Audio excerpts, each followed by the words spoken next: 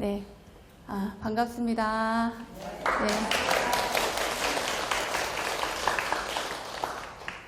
네. 저는 이쪽 동네를 자주 올 일이 별로 없어가지고요. 예, 와서 보니까 아주 깨끗하고 보기가 좋네요. 여기 가까이 저기 유명한 곳도 있고, 네. 스타필드? 예. 네, 저 한 번도 안 가봐가지고.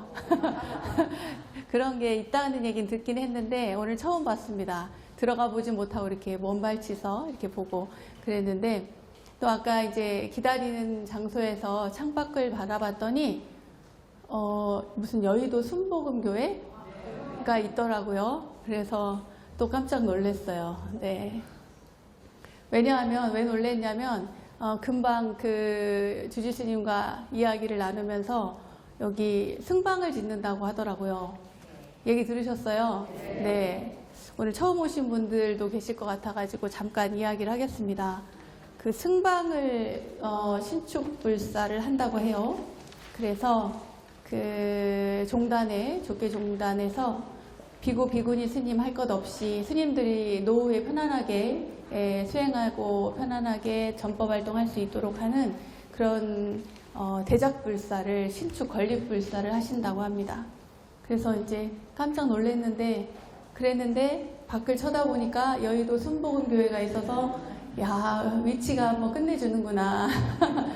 제가 머물고 있는 저희 절도 맞은편에 교회가 있고 그 옆에도 있고 엄청 뭐 이렇게 에워싸여 있어요. 그래가지고 고개를 돌리면 교회가 보이는 그런 곳에 제가 있는데, 이렇게 큰 대작 불사를 하는 곳이 마침 또 주변에 이렇게 큰 종교 부지라고 해야 되나요?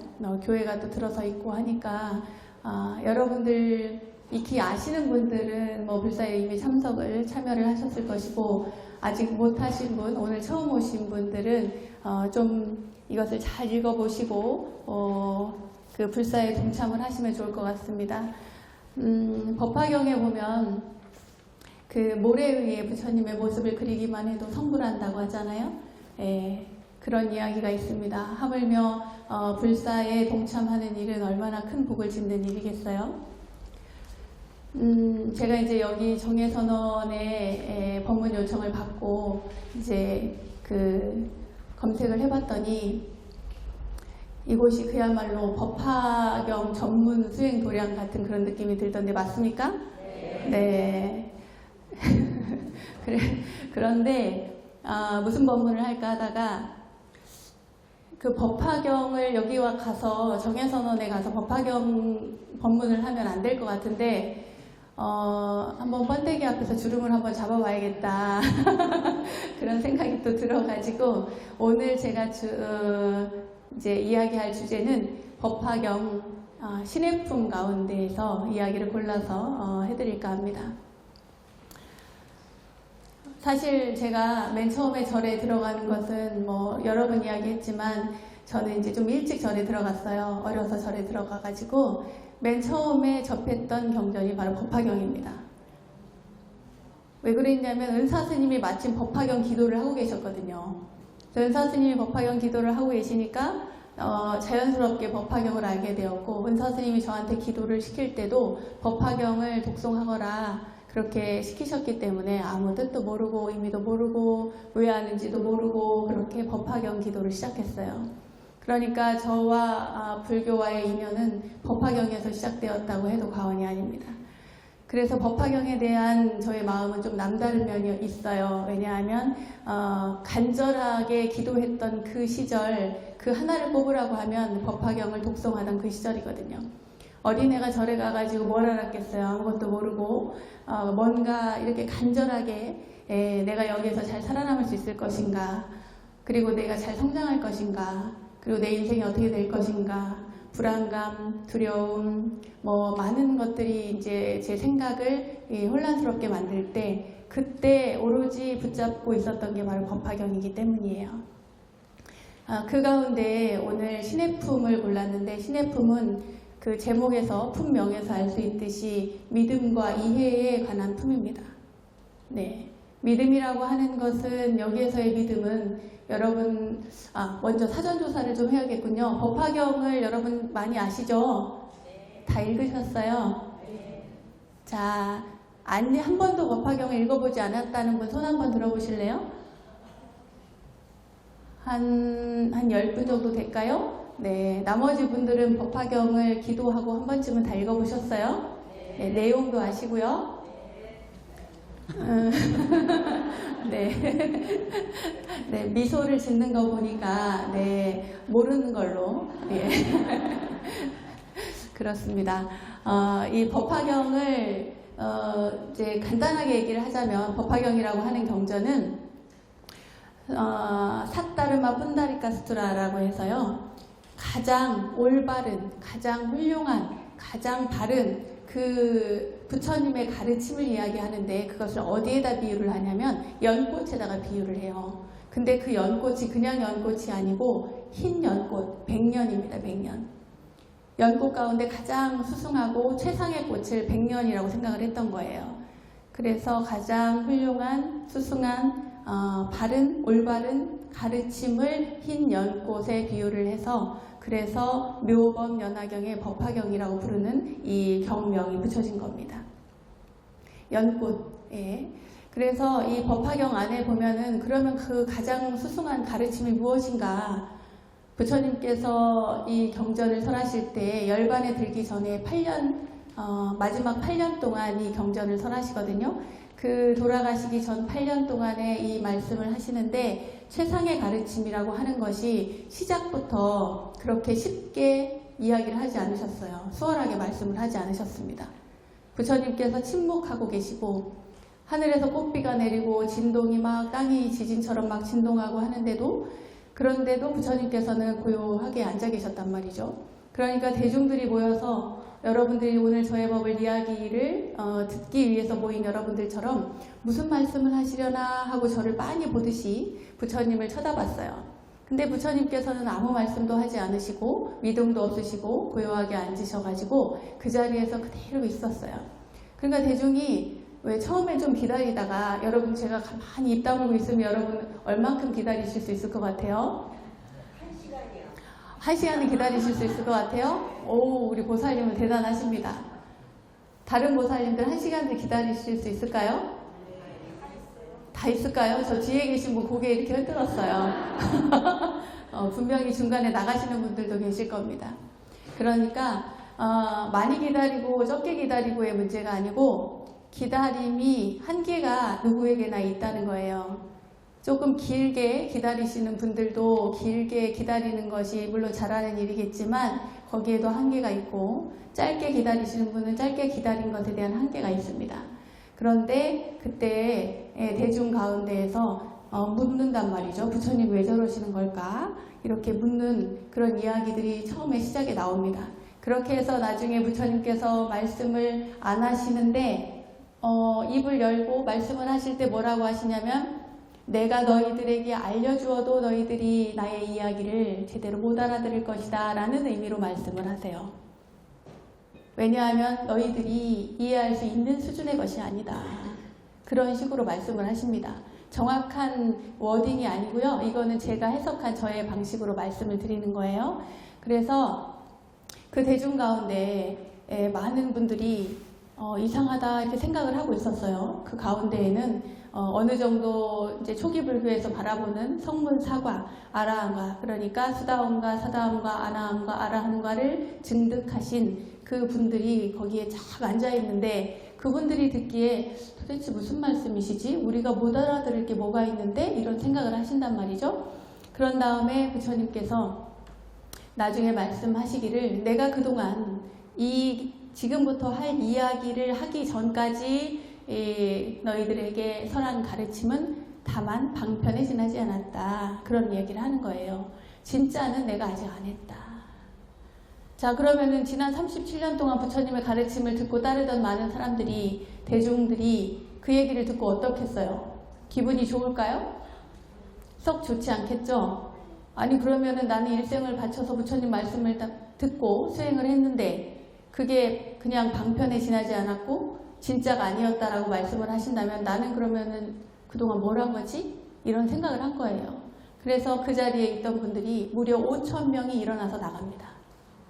그걸 5천 기거라고 일어나서 나가버렸어요. 퇴거라고도 하고. 5천 명의 아라한들이 다 나가시고 난 다음에 대중들이 술렁일 거 아니에요? 아라한들이 나가니까, 부처님의 말씀을 듣지 않고 나가니까 술렁거린단 말이죠. 그래서 왜 저렇게 저런 말씀을 하시지, 술렁술렁술렁 하고 있는데, 그때 부처님께서 말씀하십니다. 뭐라고 말씀하시냐면 걱정하지 마라.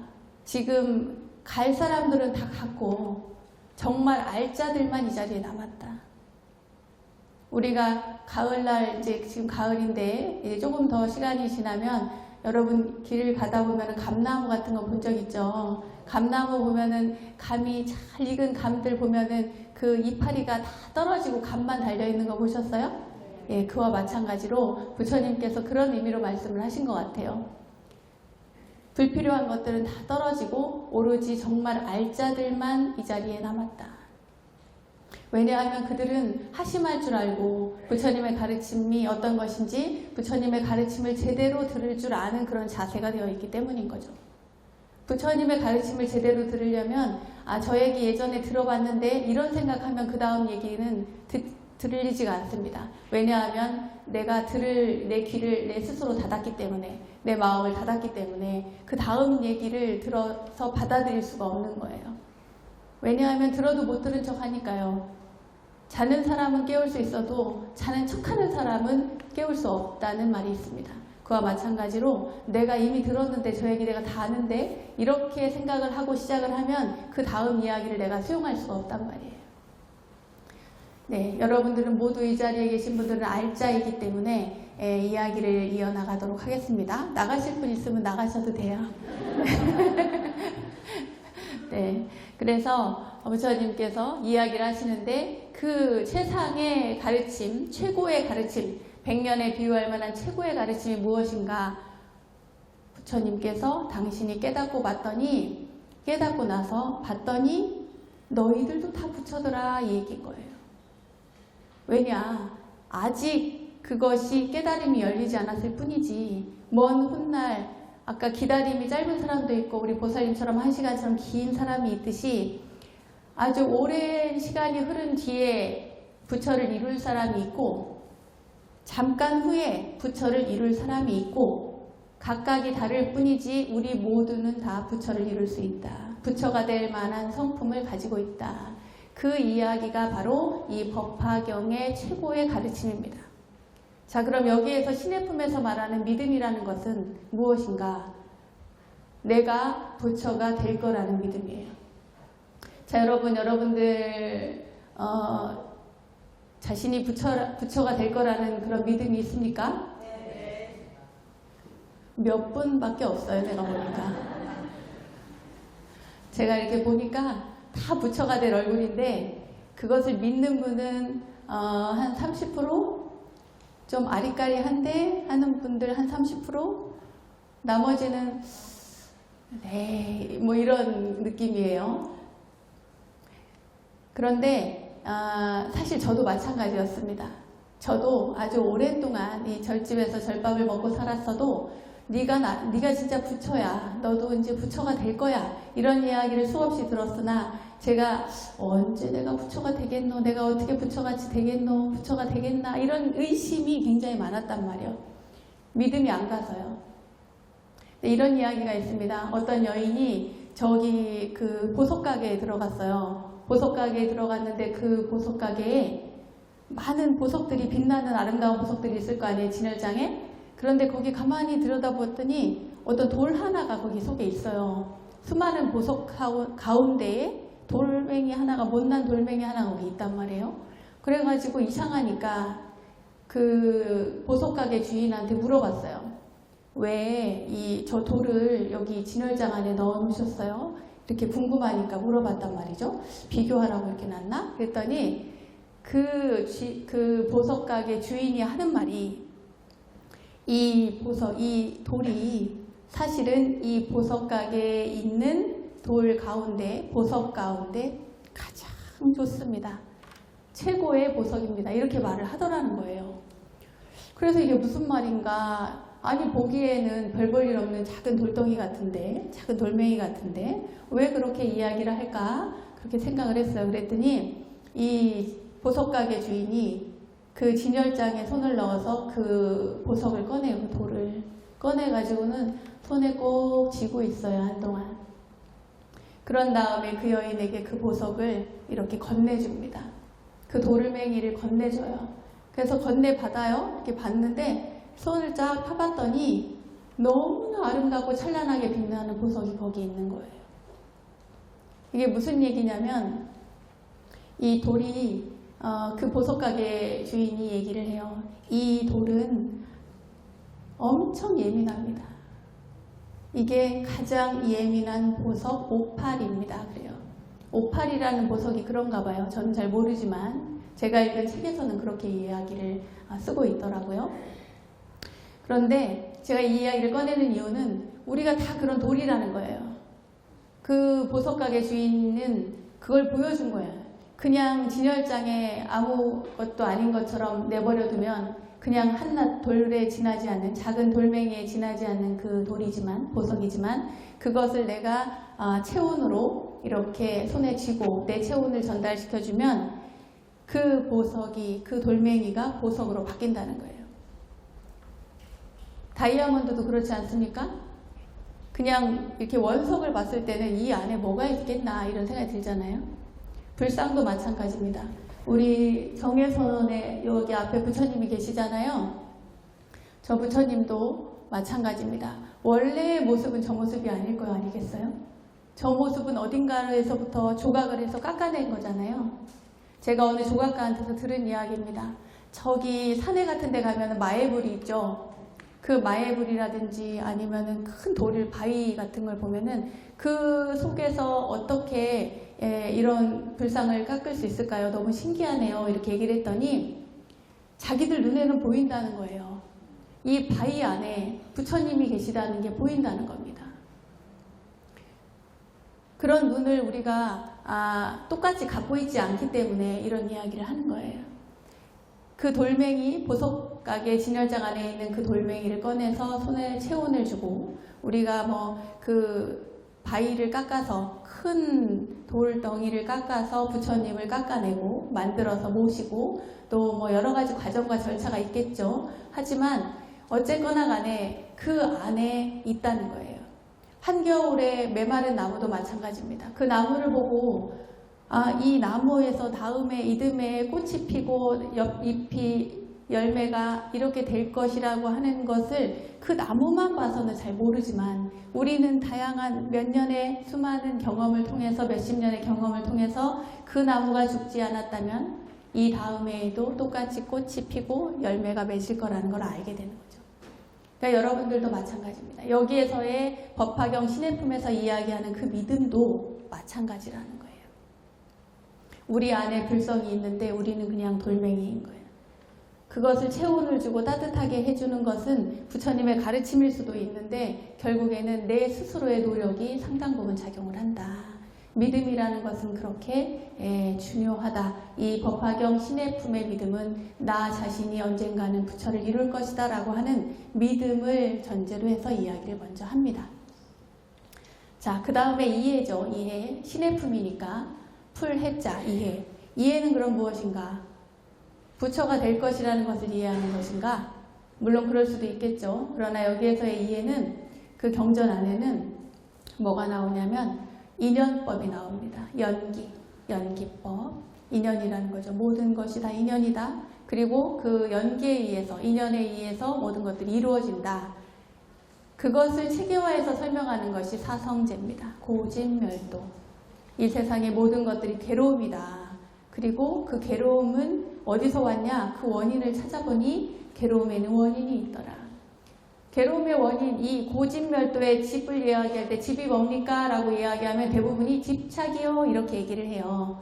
그런데 집착입니다 라고 이야기하시면 안 되고요. 괴로움의 원인에는 집착만 있는 것이 아닙니다. 그죠? 시기, 질투도 있죠. 욕심도 있죠. 탐욕도 있죠. 수많은 것들이 있단 말이에요. 여기에 집은 모일 집자예요. 모일 집자. 모이는 거예요. 어떻게 모이냐면 여러분 새떼들 보셨어요? 여기 가까운 데 가면은 새떼들 많이 보잖아요. 새들이 모여서 저기 그 나무 위에 그 잔뜩 때로 이렇게 앉는 경우들이 있어요. 보셨는지 모르겠습니다. 그게 바로 모일집입니다. 새들이 때로 이렇게 뭉쳐서 모이는 것이 바로 모일집자예요. 그러니까 이 무엇이 모이느냐? 괴로움의 원인들이 모여있는 게 바로 집이에요. 고집멸도의 집은 괴로움의 원인들이 모여있는 거예요. 괴로움의 원인. 그 다음에 멸은 그 괴로움의 원인을 제거하면 나는 괴로움이 없어지겠죠. 그것을 아는 것이 멸입니다. 그리고 괴로움을 제거하는 방법이 바로 도예요. 도. 괴로움의 소멸에 이르는 길. 부처님은 연기를 이제 그 법화경에서 12연기를 이야기하죠. 무명, 행식, 명색, 유깁, 촉, 수, 애, 취, 유, 생, 노사 이 12개의 12연기를 그것을 연기를 처음에 뭐 간단하게 이야기할 때는 서로 기댄다 해서 이것이 있으므로 저것이 있고 저것이 있으므로 이것이 있느니라. 이것이 없으므로 저것이 없고 저것이 없으므로 이것이 없다. 네. 그런 이야기를 좀 더 확대하고 그것을 체계화해서 만든 것이 바로 고집멸도 사성제거든요. 그것을 풀고 이해해서 아는 것. 왜냐? 그것이 우리 삶이기 때문이에요. 우리 삶이 다 그렇게 이루어져 있기 때문입니다. 그리고 그 괴로움을 어떻게 벗어날 것인가? 불교는 괴로움을 직면하고 그 괴로움을 그 소멸시키기 위한 방법을 가르쳐 주는 것이 바로 불교입니다. 그거 말고는 다른 게 없어요. 깨달음이라는 것도 결국에는 괴로움의 소멸이야. 깨달았는데 괴롭다. 이거는 깨달았다고 할 수가 없죠. 그죠? 마찬가지로 불교를 가만히 들여다보면 어느 경전이든 어떤 법이든 관계없이 괴로움의 소멸에 이르는 길을 알려주고 계십니다. 괴롭지 마라. 지금 여러분 괴로운 분 계세요? 없어요? 좀 있어 주셔야 되는데.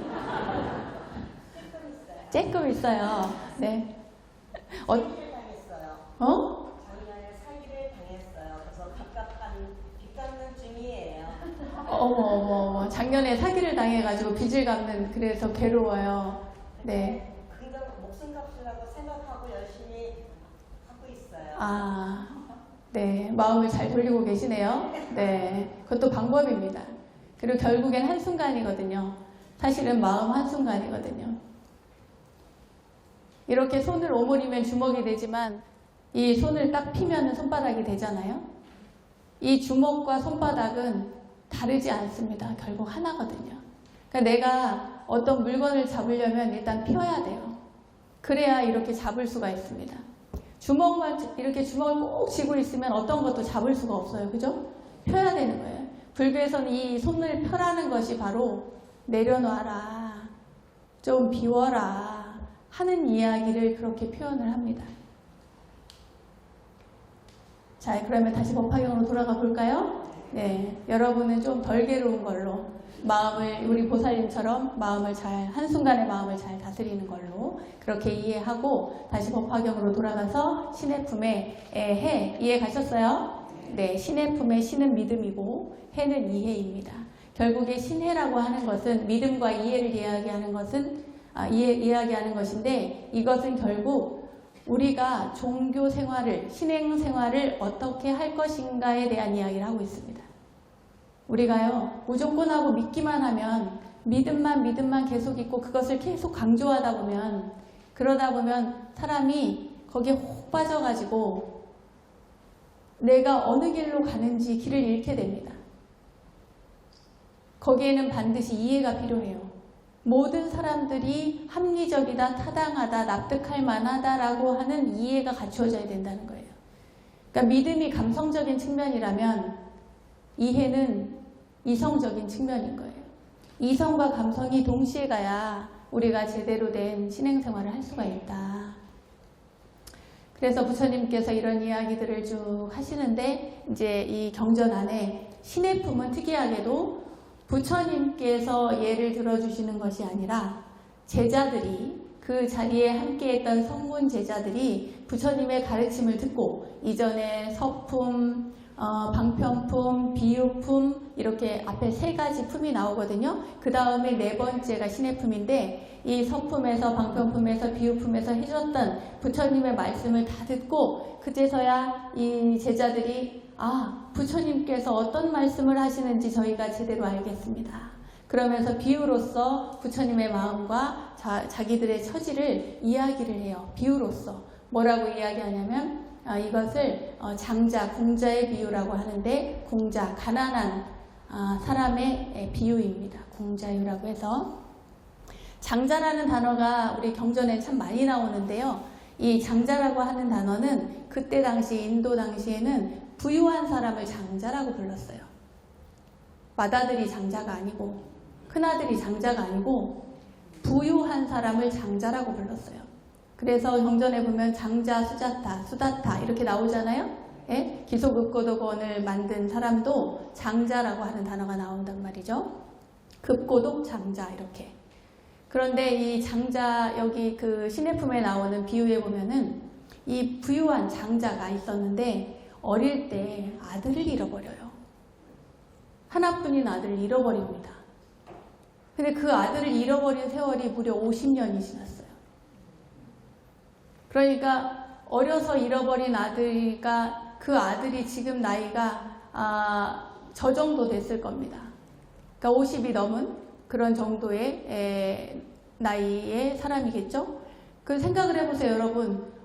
50세가 넘은 50 몇 살이 된 사람이 그 부모님에게서 어렸을 때 손을 놓치는 바람에 길을 잃고 헤매다가 찾을 수 없으니까 부모도 없어, 돌봐주는 사람도 없어. 그러니까 가난하게 어렵게 길거리 생활을 했단 말이에요.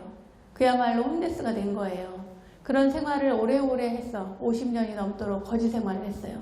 그러다가 흘러 이 장자인 자기 아버지가 사는 마을까지 오게 됩니다. 뭘 구걸을 하러 오게 됐겠죠. 그런데 이제 마침 또 하필이면 그 자기 아버지의 집 앞에 가게 된 거예요. 지나게 된 거예요. 그래서 이제 대문 밖에서 이렇게 보니까 마침 한 남자가 앉아가지고 높은 데 앉아가지고 막 그 엄청 멋있는 의자에 앉아가지고 이렇게 호령을 하고 있는 그런 모습을 보게 돼요. 저 사람은 굉장한 사람이겠구나. 대단한 사람이겠구나. 막 이래요. 귀족인가? 왕족인가? 이러면서 이제 혼자 생각을 하죠. 그때 그 높은 데서 높은 의자에 앉아 있으니까 그 사람은 그 장자 아버지는 대문 밖에 있던 그 남자를 보게 된 거예요. 근데 이 아들은 아버지를 못 알아보는데 50년이 지났으니까요. 근데 이 아버지는 아들을 알아본 거예요. 아니 내가 어려서 잃어버린 그 아들을 내가 저 아이가 이렇게 나를 찾아왔구나.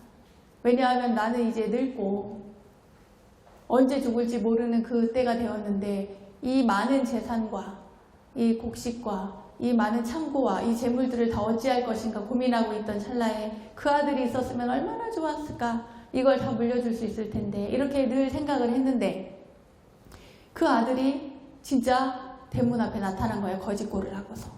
그래서 옆에 있던 사람에게 시종에게 얼른 가서 저 사람을 데리고 오너라. 그래요. 그래가지고 막 뛰어가가지고 그 거짓골을 한 그 아들을 데리고 오려고 우리 저기 어르신께서 데리고 오라고 합니다. 하면서 가자고 그러니까 이 사람이 놀란 거예요. 아니 내가 여기 대문 밖에서 서서 구경한다고 나를 잡아가나? 나를 어떻게 하려고 하나? 나 아무 잘못도 안 했는데. 그러니까 이제 이 사람은 급하니까 이 팔을 잡고 끄는 거예요. 이 거지의 팔을 잡고는, 아들 팔을 잡고는. 그러니까 이 사람이 너무 놀래가지고 혼비백산해요. 그 자리에 쓰러져요. 그러니까 이제 아버지가 그 모습을 멀리서 보고 안 되겠어 나와보죠. 그리고는 그 옆에 시종에게 얘기를 합니다. 여기 얼굴에 빨리 찬물이라도 끼얹어서 이 아이를 깨워서 그냥 보내라.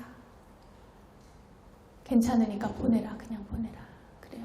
그리고 나서 보낸 다음에 나중에 이 아이가 깨어나거든. 그 다음에 다시 보내요. 또 그 시종을 보내서 뭐라고 하냐면 우리 집에 허드렛 일이 있는데 일꾼이 좀 필요하다. 그러니 와서 우리 집안일을 좀, 집일을 좀 봐줘라. 이렇게 가서 이 얘기를 하라는 거예요. 그래가지고 그 아들이 아니 저는 할 줄도 모르고 저는 그냥 길거리 거렁뱅인데 제가 뭘 하냐고. 그래서 괜찮다고. 똥걸음은 치우지 않냐고. 돼지똥 소똥은 치울 수 있지 않느냐. 치울 수 있다 그래요. 그럼 우리가 2배로 줄게. 월급 2배 줄게. 가자 그래요.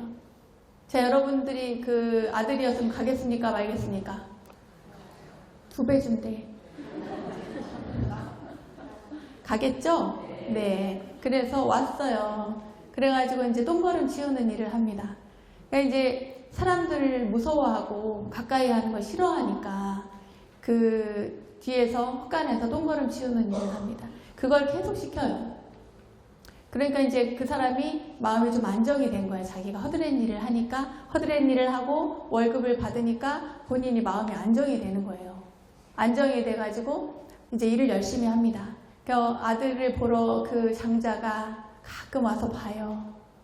보다가 어느 날은 그 다른 사람들 다 가까이 오지 말라고 하고 당신이 옷을 다 벗고 바지를 걷어붙이고 그리고 들어가가지고는 함께 똥걸음을 치워요.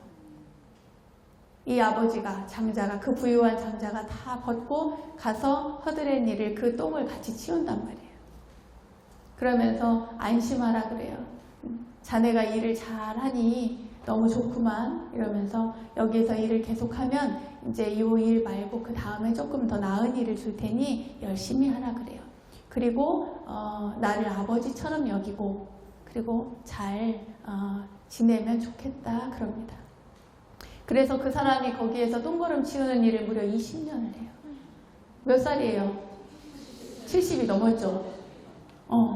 그러니까 이제 이 아버지는 거의 이제 돌아가실 즈음이 된 거예요. 이제 걱정을 하죠. 돌아가실 때가 돼서. 이 아들이 이제 잘해요. 일을 잘해. 일도 잘하고. 그리고 이제 아들처럼 이제 대한다는 것도 본인이 알고, 그리고 그 장자가 나를 아버지처럼 여기게 라고 말도 했고, 그래서 이제 서로 사이가 좋아졌죠. 그리고 이 장자는 이 아들을 내 아들이라는 말을 밝히지 않고 우리 아이, 우리 아이 이렇게 불렀어요. 우리 아이, 우리 아이, 우리 아이. 그리고 이제 나이가 다 차가지고 이제 죽기 직전이 됐어요. 이 장자가.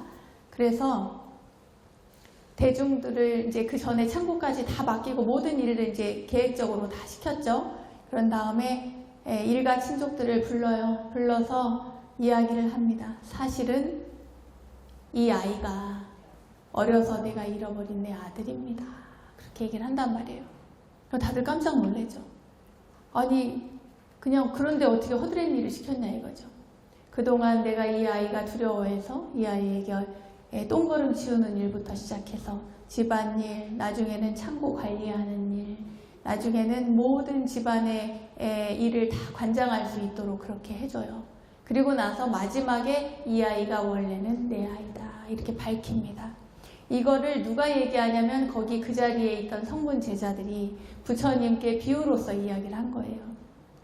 부처님께서 저희들에게 하신 그 행동이, 평생에 하신 그 행동이 바로 이와 마찬가지가 아니겠습니까? 라고 하는 의미로 말씀을 드리는 거예요.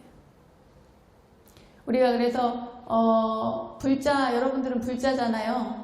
불자 할 때 자자가 무슨 자예요? 아들 자자예요. 아들 자자. 사람 자자, 놈 자자 아니에요. 아들 자자예요.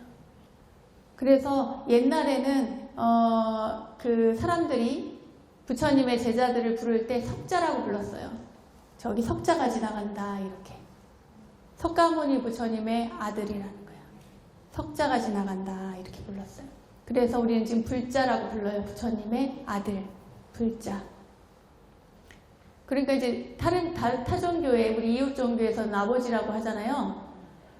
우리가 아버지라고 할 판이에요. 사실은. 그 법화경에 이거 하면. 그래서 법화경에서 부처님께서 이 아들을 아끼듯이 그렇게 가르침을 주셨습니다 라고 하는 것을 이 제자들이 부처님께 비유로서 말씀을 하신다 이 말이죠.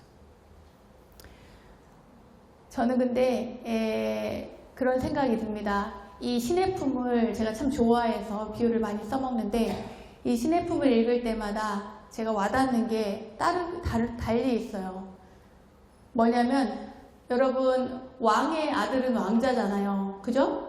그 왕자는 나중에 자라면은 똑같은 그냥 애인데 똑같은 아이인데 나중에 자라면 뭐가 돼요? 왕이 되잖아요. 그 대단하다는 말이죠. 자, 우리는 부처님의 아들이에요. 그죠? 그럼 나중에 뭐가 되겠어요? 부처님이 되는 거예요. 너무 쉽잖아. 그죠? 예. 그런데 제가 원래는 이제 여기서는 그것을 주목을 해야 되는데 저는 이 품을 제가 좋아하는 이유는 따로 있습니다.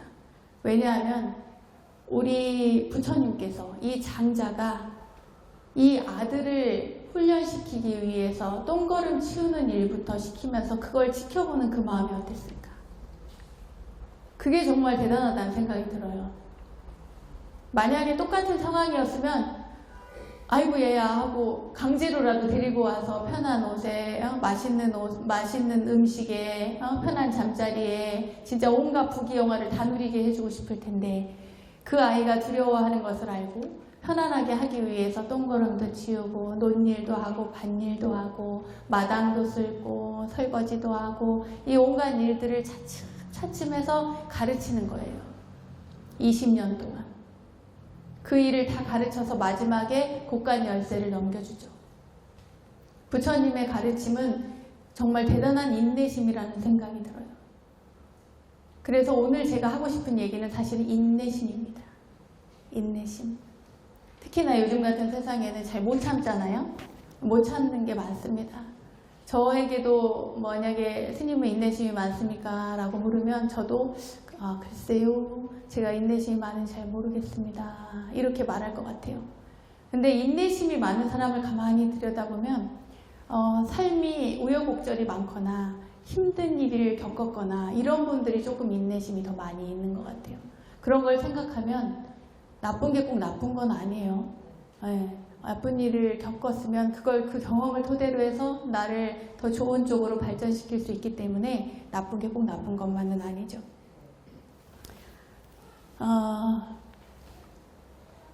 인내심을 이야기하니까 또 정지에 대한 이야기도 하지 않을 수가 없네요. 우리가 잘 참고 이렇게 살아가는 것도 중요한데 잘 참는 것은 결국에는 바로 정진으로 이어져요.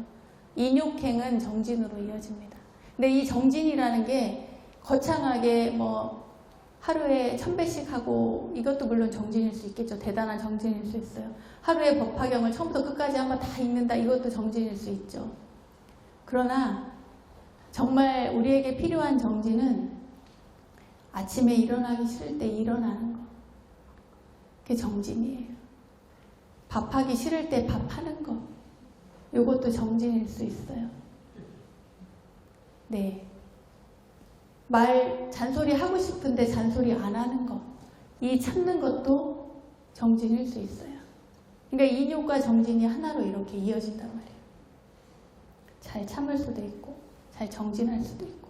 그리고 우리는 자기 자신을 위해서, 여러분 혼자 계실 때 가만히 잘 보세요. 혼자 계실 때 있었을 거예요. 혼자 계실 때 공양을 얼마나 잘 챙겨 드십니까? 잘 못 먹잖아. 대충 먹잖아요. 그죠? 우리가 다, 우리 절에 오시는 분들 가만히 보면 다 우리가 보살님이라고 하잖아요. 괜히 보살이 아니에요. 자기 혼자 있을 때는 잘 못 먹어요. 못 챙겨. 대충 먹지. 그런데 누구 하나, 식구 하나 있으면 꼭 잘 챙겨서 같이 먹어요. 왜냐? 그 사람을 해주려고.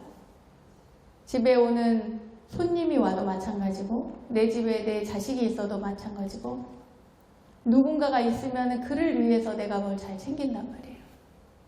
그런 걸 보면은 우리의 심성에 부처가 담겨 있어요, 없어요? 있어요. 부처님의 자비가 기본적으로 있다 이 말이에요. 저기 그 히말라야 어느 산간 지역에 옛날에 만지희라는 사람이 있었어요. 굉장히 오지게 진짜 오지예요, 오지. 아주 깊은 산골인데 그 산골에 있던 분인데 결혼을 했어요. 막 신혼 때인데 그리고 이제 아내 아침에 같이 밥을 먹고 아내를 두고 이제 늘 도시락을 싸서 주는데 그 도시락을 깜빡하고 안 갖고 간 거예요. 이 사람이 만지희라는 사람이 그 산에 산일을 하러 가는데 그래가지고 도시락을 안 가져갔으니까 아내가 남편을 위해서 도시락을 싸가지고 남편에게 갖다 주러 갑니다. 근데 가다가 산이잖아요. 험한 산길인데 거기에서 미끄러져가지고 그 도시락 하나 갖다 주려다가 그 아내가 더 떨어져요. 그래가지고 바로 죽진 않았지만 크게 다쳤어요. 중상을 입었어요. 그러니까 남편이 얼마나 놀랬겠어요. 신혼인데. 근데 거기에서 이 산에서 가장 가까운 병원이 엄청 먼 거예요. 산을 돌아 가야 되는 거예요. 그 아내를 들쳐업고 병원을 가는 길에 아내가 죽었어요. 어떻게 그러니까. 그래가지고 이 남편이 신혼인데 너무 슬픈 거예요. 너무너무 괴로운 거예요. 가장 행복하던 시절이잖아요. 그죠? 여러분들도 마찬가지 아닙니까? 가장 사랑하는 사람과 함께해서 가장 행복한 시절이잖아요. 신혼 때가. 근데 그렇게 아내가 죽은 거예요. 그래가지고 이 남자가 그 다음부터 아내 장례를 다 치르고 나서 그 다음부터 뭐를 했냐면 자기가 일할 때 일하고 남는 시간에 길을 내기 시작했어요. 산길을. 산에서 마을로 병원으로 바로 갈 수 있는 그 길을 뚫기 시작한 거예요. 사람들이 뭐라고 그랬겠어요? 그렇지. 미련하다 그러고 미쳤다 그러고 그래서 될 일이냐 그러고 그런 거죠. 그게 삽으로 파서 될 일이냐고 산을. 그 험한 산을. 그런데 이 사람은 아랑곳하지 않았어요. 그래서 왜 그러냐고 그 사람에게 물으니까 그 사람이 하는 말이 누구라도 나처럼 똑같은 일을 당하지 않게 하기 위해서. 누군가는 그런 일을 겪을 거 아니에요. 내 부모가 다칠 수도 있고 내 자식이 다칠 수도 있고 내 아내가 다칠 수도 있고 그때 그 병원까지 가려면 길이 바로 뚫려 있으면 금방 가서 살릴 수 있는데 병원 가다가 죽는단 말이죠. 내가 겪은 고통을 다른 사람들이 겪지 않게 하기 위해서 이 길을 뚫는다는 거예요. 그 만지라는 사람이 2007년에 죽었어요. 그 2007년에 죽을 때까지 평생을 길을 뚫었어요. 그래가지고 그게 길이 나서 지금은 마을 사람들이 편안하게 병원에 다닌답니다. 네. 정진이라는 것은 이렇게 일생을 할 수도 있는 일이지만 이것은 그냥 단순히 정진이 아니라 사랑의 아픔과 인욕과 정진이 곁들여져서 수많은 사람에게 공공의 이익을 전달해 준 케이스죠. 부처님의 가르침을 우리가 믿고 이해하고 따르고 살아가다 보면은 이게요, 물론 이제 법화경은 그러지 않지만 반야심경이라든지 금강경이라든지 이런 류의 반야경 계통의 경전들을 설하다 보면 사람이 막 대범해져요. 거침없어지고. 그래가지고 스케일이 엄청 커집니다. 그런데 문제가 생겨요. 소소한 걸 중요하게 여기지 않는 경우들이 생겨요. 그러니까 인욕과 정진은 반드시 필요하다는 이야기를 제가 덧붙입니다. 법화경에서 우리는 다 부처다. 부처가 될 가능성을 가지고 있다. 작은 예민한 돌멩이, 그 작은 돌멩이 오파를 그냥 뒀을 때는 아무것도 아닌 돌이지만 그것을 손에 쥐고 체온을 전달해주고 깎고 하는 그 과정을 통해서 아름다운 보석으로 빛나듯이 우리도 모두 우리의 불성을 개발하면 언젠가는 그 시기가 빠를 수도 늦을 수도 있지만 언젠가는 된다. 부처를 이룰 수 있을 것이다. 다만 그 과정 중에 우리는 인욕하고 정진하는 그 마음 자세를 결코 놓쳐서는 안 된다. 그게 바로 오늘 제가 드리고 싶은 이야기입니다. 제 법문은 이것으로 마치겠습니다. 감사합니다.